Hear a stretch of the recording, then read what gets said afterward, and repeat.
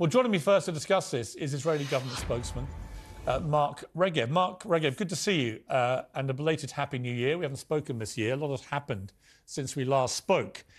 I have a simple question following Benjamin Netanyahu's rhetoric in the last few days, which is, what gives Israel the right to believe that it should exercise this kind of control over Palestinians' right to have their own state? The right of self-defense, the right of my country to live in security, the fact that we have to base peace on realities and not some sort of pipe dream. And the reality will always be, for the foreseeable future, that Israel lives in a tough neighborhood. And any peace understandings reached that don't take that into account and aren't built solidly on security and an infrastructure of security, no such peace can survive. Right, but is this open-ended then? Is this forever? Is Israel's position now a totally implacable, there will never be a two-state solution? Because Benjamin Netanyahu's words certainly suggest that. So you've seen and you know that over the last half-decade, we've seen peace break out between Israel and a series of Arab countries, the UAE, Bahrain, Morocco. You've seen talk of a peace agreement with Saudi Arabia, which the Saudis, despite the current fighting, have still said is on the table.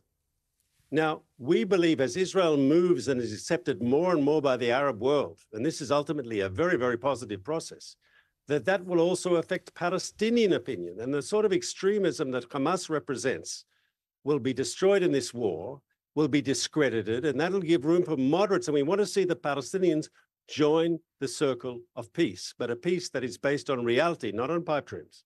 How many Hamas terrorists do you think you've killed? So there are a couple of hundred that we killed on our side of the border on that first terrible day of October 7th, and in the following days immediately after that massacre, we had to take them out, those people who invaded our country and so forth. And since the operation in Gaza started, we think over 9,000 of Hamas's military fighters there, armed terrorists, we've taken out and killed.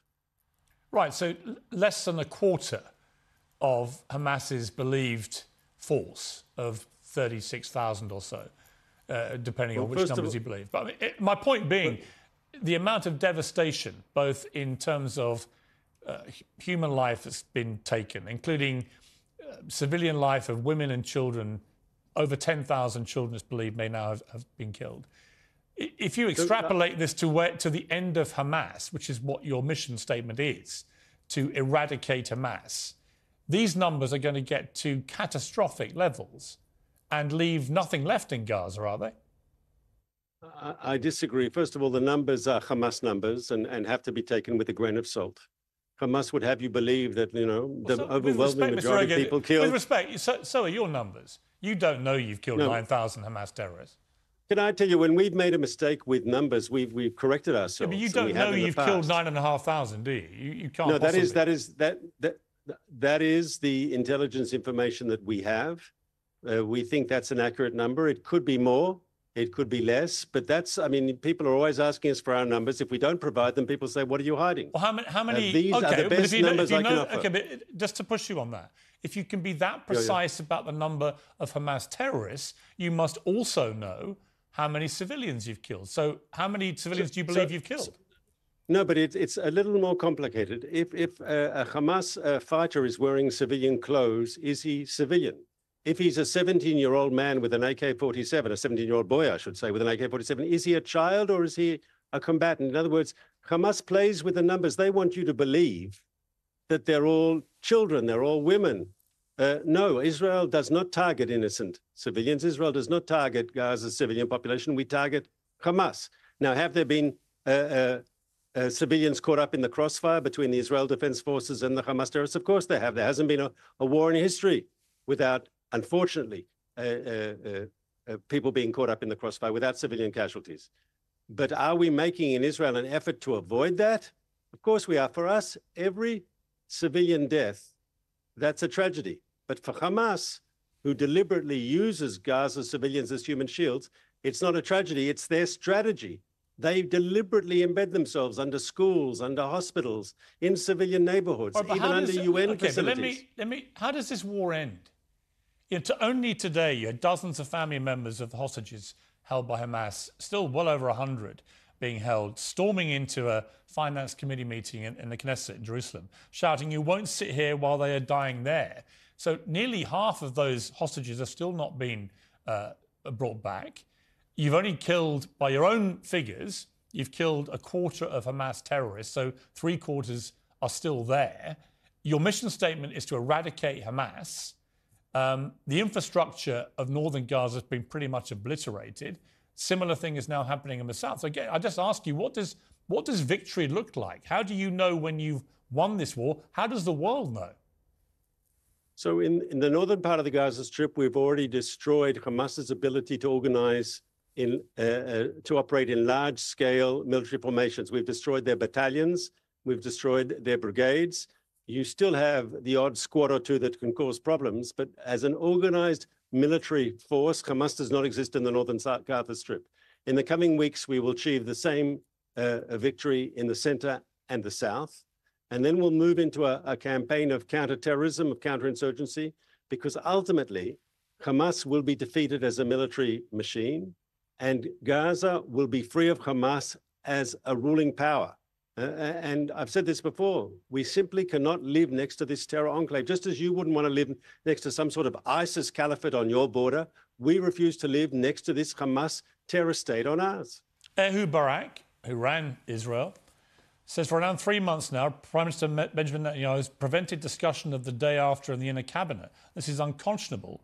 The IDF cannot optimise the probability of winning when there is no defined political goal. The absence of a realistic goal will end up mired in the Gaza quagmire, fighting simultaneously in Lebanon and in the West Bank, eroding the American backing, endangering the Abraham Accords and the peace agreements with Egypt and with Jordan. This kind of conduct drags Israel's security into the abyss. And he says this when Prime Minister Netanyahu's approval ratings are languishing in the early 30s, which is similar to President Biden's in America and is believed to be the lowest number of any incumbent president who's ever had to run for re-election. So these are bad numbers. You now have former prime ministers of the country demanding that Netanyahu resign. I suppose the obvious question is, why hasn't he? I mean, would it not be easier for everybody if he stepped aside now and let somebody new come in and try to guide this to a conclusion which can actually work? You know, it's interesting because I'm familiar with the polls that you cite and others. But the truth is as following. If you ask Israelis, do you support the war aims as articulated by the Israeli government, which is to have Hamas's military machine destroyed, to bring all the hostages home, and to destroy this Hamas-ruled enclave on our south, to destroy their political rule, you get overwhelming support from left to right to center. 80–90% of Israelis. I heard today the leaders of the Israeli Labour Party, they propose no confidence in the government over economic issues, but they don't propose no confidence on the waging of the war and the war aims. On the contrary, Israeli society is united that Hamas must be destroyed as a political and military force.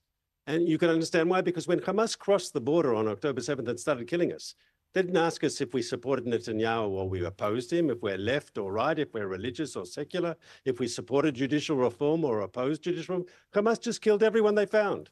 And I think for Israelis, we have our passionate debates in this country, just as you have in Britain and people have in democracies around the world. Of course, we have our passionate political debates.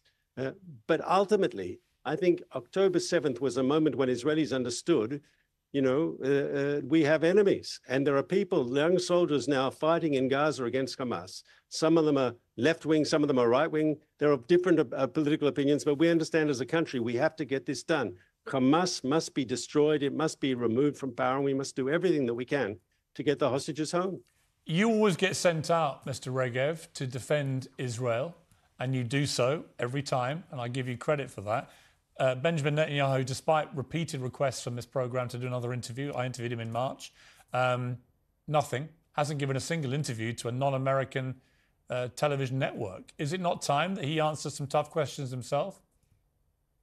Well, he's answering tough questions every week to the Israeli media, which you know is just as tough as the British media or the American media.